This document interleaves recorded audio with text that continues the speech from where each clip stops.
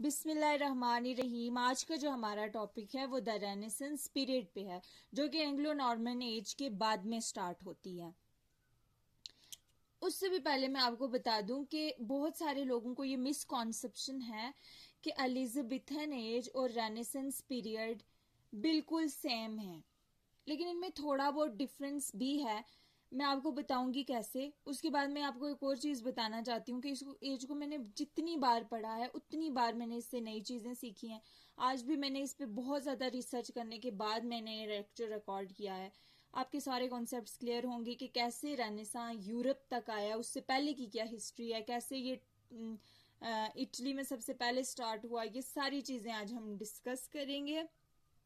तो टाइम ना वेस्ट करते हुए स्टार्ट करते हैं, क्योंकि काफ़ी लंबी हिस्ट्री है और मैं इसको बहुत आसानी से क्रोनोलॉजिकली बताने की कोशिश करूंगी। तो सबसे पहले हमें ये चीज़ समझनी है कि द रेनेसेंस पीरियड में जो वर्ड रेनेसा है इसका मतलब क्या है और ये कौन सी जबान का लफ्ज़ है। तो सबसे पहले हमने ये एमसीक्यूज के लिए, जो कि कॉम्पिटिटिव एग्जाम्स में अक्सर पूछा जाता है कि ये कौन सी जबान का लफ्ज़ है, तो हमने लिखना फ्रेंच वर्ड है और इसका मतलब क्या है, रीबर्थ या फिर रिवाइवल, दोबारा से जाग जाना किसी चीज़ का। अब क्वेश्चन ये है कि ऐसी कौन सी चीज़ थी जो सोई हुई थी जिसको दोबारा जागना था, तो ये हम डिस्कस करेंगे। उसके बाद रिवाइवल और कौन सी चीज़ की रिवीजन हुई थी जो कि हिस्ट्री में एक बार हो चुकी थी, ये तो जाहिर हो रहा है, लेकिन वो क्या चीज़ थी वो आज हम डिस्कस करेंगे।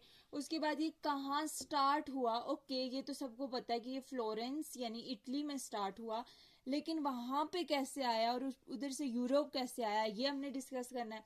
उसके बाद ये कौन सी सेंचुरी में, ये बहुत ज़्यादा क्वेश्चन पूछा जाता है। 13th और 14th सेंचुरी में ये बाकी जो है लाइक इटली फ्रांस वगैरह में आया, लेकिन 15th सेंचुरी में ये इंग्लैंड में आया। ठीक है, ये एमसीक्यू आपने याद रखना है। उसके बाद रिफॉर्मेशन क्या है, ये जो वर्ड रिफॉर्मेशन एज है ये एक अलग लेक्चर डिजर्व कर दिया और मैं इस पे अलग लेक्चर भी दूंगी इंशाल्लाह। उससे पहले मैंने बस थोड़ा सा आपको ओवरव्यू यहाँ पे देना है ताकि आपको ये वर्ड समझ आ सके। उसके बाद ह्यूमनिज्म कैसे कैरेक्टरिस्टिक्स है रेनेसां की, ये स्टडी करेंगे। उसके बाद ये प्रिंटिंग प्रेस कैसे इसको बढ़ाती है, ये भी स्टडी करेंगे। और ये सब स्टडी करने से पहले थोड़ी सी हम हिस्ट्री में आएंगे। ओके, अब देखें ये जो है रोमन एम्पायर, सबसे पहले मैं इसको डिस्कस करूंगी क्योंकि हिस्ट्री समझना बहुत जरूरी है। इससे पहले क्या हुआ था, तो रोमन एम्पायर जो थी दुनिया की सुपर पावर्स में आती थी, बहुत बड़ी एम्पायर थी, बहुत पावरफुल थी। ये एक दिन में रोमन एम्पायर खड़ी नहीं हो गई थी, बहुत आहिस्ता आहिस्ता लोग बढ़ते गए थे और ये एक बड़ी ताकत बनी थी। ये एक अलग वीडियो डिजर्व करती है, इस पे भी मैं बनाऊंगी, लेकिन इस टाइम पे हमने बस ये जहन में रखना है कि जैसे आज अमेरिका सुपर पावर है तब ये सुपर पावर थी। ठीक, इसका आहिस्ता आहिस्ता से डिक्लाइन हुआ, कैसे हुआ ये फिर उसी वीडियो में डिस्कस करेंगे, लेकिन इसका डिक्लाइन हुआ और बस एक जगह जो थी वो बच गई थी, जो कि इनका कॉन्स्टेंटाइनोपोल था। ठीक, कुस्तुनतुनिया जिसको हम कहते हैं, जो कि इस्तांबुल का पुराना नाम है। अब क्या हुआ कि तुर्क्स, हर पाकिस्तानी और I think her educated person जानता है कि तुर्क्स ने रोमन एम्पायर के कॉन्स्टेंटाइनोपोल पे अटैक किया और तुर्क्स का उस वक्त जो किंग था या उनको जो लीड कर रहा था वो कौन था, सुल्तान मोहम्मद फातेह। फातेह फतह से याद रख लें कि इनको फतह हुई थी। इन्होंने इन पे अटैक किया, ओके, और फिर कॉन्स्टेंटाइनोपोल पे अपना राज दिखाया और वहाँ के लोगों को अपनी लैंग्वेज सिखाने की, अपना लिटरेचर सिखाने की कोशिश की। तो यहाँ पर जो ग्रीक और रोमन लिटरेचर स्कॉलर्स थे, लिटरेरी स्कॉलर्स थे, उन्होंने ये एक्सेप्ट नहीं किया कि तुर्क्स इन पे हुक्मरानी करें। तो ये लोग अपनी सेल्फ रिस्पेक्ट को बचा के अपने जो ग्रीक और रोमन की मैन्युस्क्रिप्ट यानी पुराना जो लिटरेचर था वो लेके कहाँ भागे, इटली भागे। अब क्वेश्चन ये है कि ये इटली क्यों भागे और बाकी कहीं नहीं भागे, ये चीज भी हमने देखनी है। एक हिस्ट्री का पार्ट मैंने डिस्कस कर लिया। अब दूसरी चीज मैं आपको बता दूं, एक वेस्टर्न कंट्रीज होते हैं कि आपको पता है, जिसमें हम यूरोप भी आता है, ईस्टर्न कंट्रीज में हम लोग आते हैं, इंडिया, चाइना एटसेट्रा। आपको पता है कि मिडिल एजेस में क्या हुआ था, मैंने एंग्लो नॉर्मन्स पढ़ाते हुए आपको बताया था कि मिडिल एजेस में यानी एंग्लो नॉर्मन्स में को डार्क एजेस भी कहते हैं। क्यों डार्क एजेस कहते हैं, क्योंकि वहां पर प्लेग फैला हुआ था, उसके बाद जंगें हो रही थी, 100 years वार हुई थी, जिसकी वजह से कोई लिटरेरी या सोशल इकोनॉमिकल डेवलपमेंट नहीं हुई थी, कोई लिटरेरी डेवलपमेंट भी नहीं हुई थी।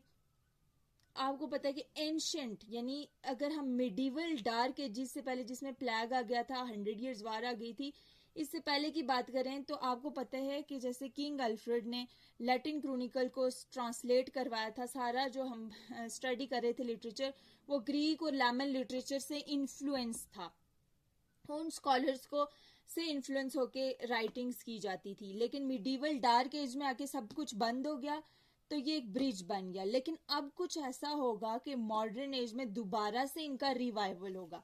अब समझ आई कि rebirth, revival of which thing, rebirth and revival of classical Greek and Roman literature. अब ये कैसे होगा ये मैं आपको बताती हूँ कि वेस्टर्न कंट्रीज, जो यूरोप था ना, उसकी हालत बहुत बुरी थी। क्यों?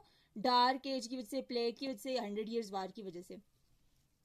एक जो इनकी ट्रेड भी काफ़ी मुतासिर थी, लेकिन इनका जो सारा निज़ाम था वो ये यूँ होता था कि ये ईस्टर्न कंट्रीज से बहुत सारी चीज़ें ट्रेड करते थे, और ईस्टर्न, फॉर एग्जांपल मसाले हो गए और तेल हो गया, और भी बहुत सारी चीज़ें ये इन कंट्रीज से लेते थे। ठीक, अब इन ज़मीनी रास्ता जो था वो जब ये इससे तजारत करते थे, ट्रेड करते थे, तो इटली के जरिए होती थी। दरमियान में जो रास्ता पड़ता था वो इटली था। ओके, ये ट्रेड सेंटर था, ये बात आपने याद रखनी है।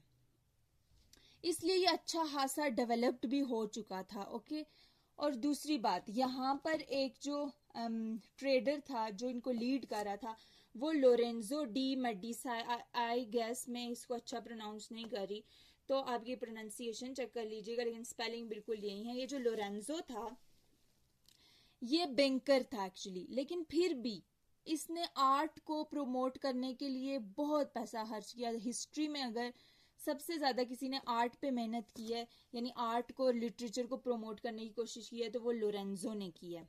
बहुत ज़्यादा बड़ी अमाउंट, जो आज के 400+ मिलियन डॉलर बनते हैं, वो इसने स्पेंड किए थे, और इसको कोई पछतावा नहीं था कि इसने स्पेंड किए थे। क्यों किए थे, मैं बताती हूँ। ये अरब कंट्रीज, मुझे यहाँ पे लिखना था, आई एम सो सॉरी। तो ये अरब कंट्रीज से मसाले, तेल और बाकी चीजें लेते थे। ओके, यहाँ पर आप अरब अरब लिख दीजिएगा। अरब कंट्रीज से वो ट्रेड करते थे। अब इनको क्या ज़रूरत थी कि इनकी ट्रेडिंग इतनी अच्छी चल रही है और इनको फिर भी आर्ट में पार्टिसिपेट करना है और आर्ट को प्रमोट करना है। ये इसलिए इन्होंने किया क्योंकि इन्होंने देखा कि ये जो अरब कंट्रीज़ है ना, इन्होंने जो पुरानी कदीम चीज़ें हैं उनकी वजह से ये बहुत पावरफुल हैं। तो इन्होंने सोचा कि हम भी खुद को पावरफुल बनाने के लिए कुछ ऐसा करेंगे, पुरानी चीज़ों यानी पुराने लिटरेचर यानी ग्रीक और रोमन लिटरेचर को रिवाइज करेंगे, आर्ट को रिवाइज करेंगे, ताकि हम इनसे ज़्यादा पावरफुल हो सके। और बिल्कुल ऐसा ही है। लोरेंजो को सबने उस टाइम पे सिली कहा क्योंकि इसने बहुत ज़्यादा अमाउंट खर्च कर दी थी आर्ट पे, लेकिन आज ये साबित होता है क्योंकि इटली को जो लोग भी विजिट करते हैं वो इसी वजह से करते हैं, ताकि वो कदीम चीज़ें देख सकें। आज भी इसके बनाए हुए आर्ट को प्रमोट करने के लिए जो कंस्ट्रक्शन हुई हुई है वो लोरेंजो की ही मानी जाती है, most of the things. Okay, most of the constructions you can say. तो अब क्या हुआ, अब जब यहाँ से कुस्तुनतुनिया पे हमला हुआ तुर्क्स का, तो यहाँ पर ये जो ग्रीक और रोमन स्कॉलर्स थे, इनके लिए इन्होंने जब अपना मैन्युस्क्रिप्ट उठाया और भागने की कोशिश की, तो ऑब्वियसली उनको एक ही जगह मिली जहाँ पर ये सेफ महसूस करते थे, जहाँ पर इनकी चीज़ों को वैल्यू किया जाता था, इनकी चीज़ों को माना जाता था, आर्ट को प्रमोट किया जाता था। इन्होंने अपनी चीज़ें उठाई, यहाँ आ गए। इन्होंने पक्का ठान लिया था कि अब हमने इसको प्रमोट करना है। अब वहाँ पर एक बंदा हायर हुआ जिसने जाके लाइक जर्मनी से, फ्रांस से, हर जगह से, स्विट्ज़रलैंड से और कहाँ कहाँ से उसने क्या किया, लाइब्रेरियाँ छान मारी, और फिर यहाँ पर आके ये सारे ग्रीक रोमन जो भी मैन्युस्क्रिप्ट थे यहाँ लाए, और रेनेसां ने यहाँ जन्म लिया। क्लियर? आई होप सो ये भी क्लियर हो गया, ये भी क्लियर हो गया, ये भी क्लियर हो गया। अब आपको पता चला कि ये इटली में कैसे आया, इटली के बाद ये फ्रांस आएगा और फ्रांस से यूरोप में आएगा। ठीक है, फ्लोरेंस भी पता चल गया, 15वीं सेंचुरी पता चल गया। रिफॉर्मेशन का क्या चक्कर है, अब जब ये यूरोप में आना, अब जब ये यूरोप में आना, तब इसको कहते हैं एलिजाबेथन एज। क्यों? उस टाइम के रेनेसां पे एलिजाबेथ क्वीन रूल कर रही थी, उससे पहले इसको एलिजाबेथन एज नहीं कहेंगे। रेनेसां एक बहुत ब्रॉड टर्म है। इटली में इसको रेनेसां कहते हैं, इटली में हम इसको एलिजाबेथन एज नहीं कहेंगे, इसको यूरोप में कहेंगे। वो भी क्यों? क्योंकि एलिजाबेथ उस टाइम पे रूल कर रही थी। क्लियर? उसके बाद अब जो है सबसे बड़ी बात, रिफॉर्मेशन। क्या हुआ कि उस टाइम मैंने आपको बताया था, जब मैंने एंग्लो नॉर्मन एज यानी मडीवल लिटरेचर एज को कवर किया था, कि उस टाइम पे दो पावरफुल स्वॉर्ड्स कंसीडर की जाती थी, तलवारें, दो हेड्स थे। दो हेड्स की वजह से मिडिवल एज को जाना जाता है। और वो कौन थे? एक चर्च था, एक किंग था। दोनों जो कहते थे वही अवाम करती थी और उसी को अच्छा कंसीडर करती थी। जब प्लेग हुआ ना, 100 years वार, जो भी इनको चर्च करने को कहता लोगों को, वो वही करते थे, उसी को सही मानते थे, कोई इनको क्वेश्चन नहीं करता था। लेकिन दो बंदे, एक कार्ल मार्क्स और एक जोहन कैल्विन, इन्होंने कहा कि ये चर्च में जो पादरी बैठे हुए हैं, प्रीस्ट बैठे हुए हैं, या यहाँ पर जो अच्छाई बुराई और गुनाह की पाप धुलाने के लिए ये जो तरीके बताते हैं, ये कौन होते हैं? हमें खुदा से जोड़ने वाले। हमारे पास हम खुद हैं, हमारे पास हमारी बाइबल है, हम खुद सर्च करेंगे और खुद गॉड के क्लोज हैं। कोई तीसरा बंदा हमें नहीं कर सकता। ये कार्ल और जॉन कैल्विन की मिली भगत की एक एज थी। क्यों? क्योंकि उस टाइम पे क्या होता था कि अगर कोई सिन करता था तो वो चर्च के पास जाता था, चर्च पे जो पादरी बैठे हुए उनसे डिस्कस करता था। पोप होता था, पोप उनको जो कहता था ना, लीडर होता था, पोप उनको जो कहता था वो वही करते थे। पैसे मांगता था, पैसे देते थे, और जो सजा देता था वही करते थे, जो करने को कहे वही करते थे। लेकिन अब ये क्वेश्चन हुआ कि हु दे आर, वो कौन है हम ये डिसाइड करने वाले कि हमारी पनिशमेंट क्या है, हमें क्या करना है। तो ये सबसे पहले क्वेश्चन कार्ल मार्क्स ने उठाया था कि ये लोगों के साथ गलत हो रहा है, और जॉन कल्विन ने। तो अब जो कि मिडिवल एज में ये कंसीडर किया जाता था कि church is everything, king is everything, they are closest to God, we are nothing, we can make contact with God through them. So ये सब कुछ खत्म हो गया। मिडिवल एज में ये कंसीडर किया जाता था कि ये जो किंग और चर्च है ना, ये हमें खुदा के करीब करते हैं। लेकिन कार्ल मार्क्स ने ये चीज साबित की कि आप खुद ह्यूमन को वैल्यू दी, कि आप खुद बाइबल पढ़ो, खुद उसको स्टडी करो और खुद रिलीजन को समझो, किसी तीसरे को इन्वॉल्व करने की जरूरत नहीं है। और वहां से ह्यूमनिज्म ने जन्म लिया। पहले जो चर्च, रिलीजन, ये सब कुछ था, अब ह्यूमनिज्म ही ह्यूमन को वैल्यू दी गई, उसकी विशेष, उसकी सब चीजों को वैल्यू किया गया।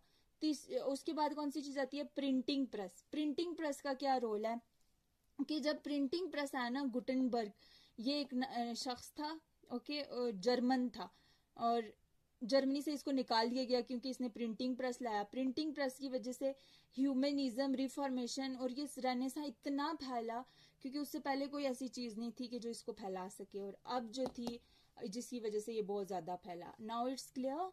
अब अगली वीडियो में मैं आपको एलिजाबेथन एज सिखाऊंगी, क्योंकि लोग कहते हैं ये दोनों एक ही हैं, तो ये दोनों सेम नहीं है इन वन एस्पेक्ट। मैंने डिस्कस कर दिया। Thank you.